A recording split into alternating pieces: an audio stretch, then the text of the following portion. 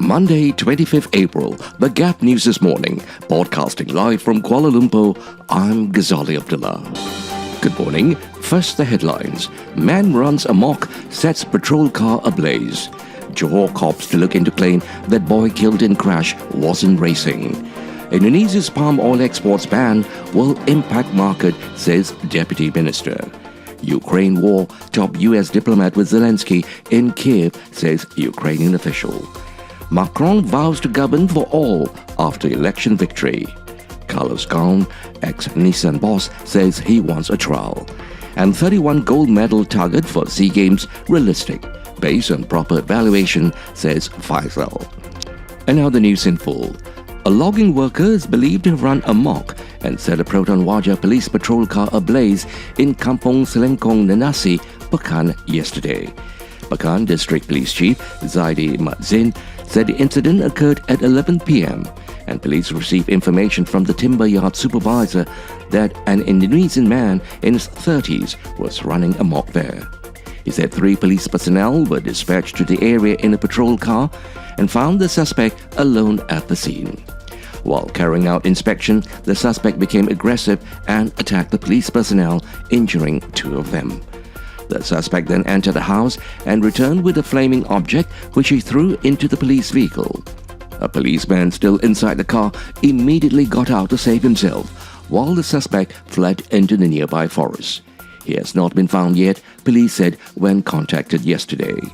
Zaidi said 2 of the policemen suffered minor injuries during the scuffle.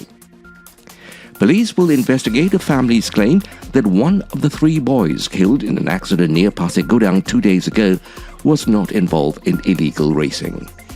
Johor Police Chief Datuk Kamarul Zaman Mahmad said the matter would be investigated thoroughly to ensure justice for those affected. We will investigate the case as a family member has claimed that the boy was not an illegal racer. We want to be fair to everyone. That area is a hotspot for illegal racing, but we will investigate this case in greater detail. I hope the family will be patient, he said at a press conference. He was asked to comment on claims that Muhammad Adam Danish Muhammad Fairu, one of the 3 killed in the crash, was a responsible boy who had never been involved in road racing. Indonesia's move to ban exports of its palm oil starting Thursday next week is expected to have a massive impact on the global edible oils and fats market. Plantation Industries and Commodities Deputy Minister 2, Datuk Sri Wijek Seng, said the move is expected to boost prices of palm oil and competing oils in the international market since Indonesia is a top producer and exporter of palm oil.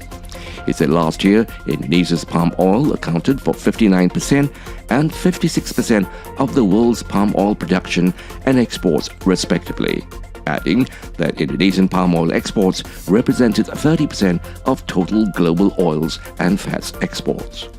Thank you for being with us in this podcast group. You are listening to The Gap News, coming to you from Kuala Lumpur with reports from Free Malaysia Today, The Vibes and the BBC World Service. The Gap News is also available on the internet news portal Melaka Hari Ini. More to come, news from the international front. Ukraine war. Top US diplomat Antony Blinken is in Kiev and speaking with Zelensky, a Ukrainian advisor says, but there is no comment from the United States. Pope Francis has joined others in calling for a truce, marking Orthodox Easter, but Russia has continued its attacks. In a defiant Easter message, President Zelensky vows that Ukraine will emerge victorious from the war. Ukraine says efforts to help civilians escape the devastated port city of Mariupol have collapsed again. Russia is continuing to drop bombs on the steelworks where the city's last defenders are holed up, a Ukrainian commander says. French elections. Emmanuel Macron has beaten far-right candidate Marine Le Pen to win the French presidency. The centrist has taken 58% of the vote to a 42% in a narrower victory than the previous contest in 2017. Projections based on real results show. Macron will make history by becoming the first French president to be re-elected in 20 years. Speaking to supporters in front of the Eiffel Tower in Paris, he thanked French voters for trusting him after 5 years of hard times. He acknowledged many people voted for him only to block the far right and vow to govern for all. Le Pen was running for the presidency for a third time and has conceded defeat. Addressing supporters earlier, she said her party's unprecedented vote share was still a victory. Fugitive former Nissan boss Carlos Ghosn has said he wants to stand trial on charges of financial wrongdoing in order to clear his name. He spoke to the BBC after France issued an international warrant for his arrest, citing allegedly suspect payments.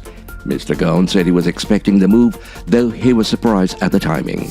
Mr. Ghosn faced charges of financial misconduct when he fled Japan in 2019. The former head of Nissan, once one of the most powerful figures in the car industry, is currently unable to leave Lebanon as he's the subject of an Interpol red notice issued by Japan. He told the BBC, "I want to stand trial because that's the only way I can get rid of the red notice, which today forbids me from leaving Lebanon." And now for some sports news. The target of 31 gold medals set for the Hanoi Sea Games is realistic and based on specific evaluation conducted by various parties, said Youth and Sports Minister Datuk Sri Ahmad Faizal Azumu. However, he said the number of gold medals could be higher depending on the determination of the national athletes.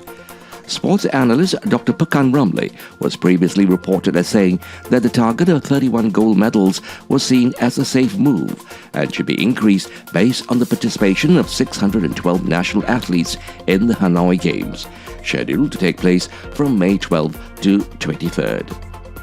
To end the bulletin, here are the headlines again. Man runs amok, sets patrol car ablaze. Johor cops to look into claim that boy killed in crash wasn't racing. Indonesia's palm oil exports ban will impact market, says Deputy Minister. Ukraine war, top US diplomat with Zelensky in Kiev, says Ukrainian official.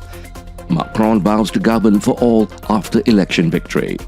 Carlos Ghosn, ex-Nissan boss, says he wants a trial. And 31 gold medal target for SEA Games realistic, based on proper evaluation, says Faizal. This has been the Gap News this morning, Monday, 25th April, with reports from Free Malaysia Today, The Vibes and the BBC World Service. The Gap News is also available on the internet news portal Melaka Hari Ini. We hope you found the bulletin informative. We welcome hearing from you. If you do have the opportunity, please do write in. We would certainly love to hear from you. Podcasting live from Kuala Lumpur, I'm Ghazali Abdullah.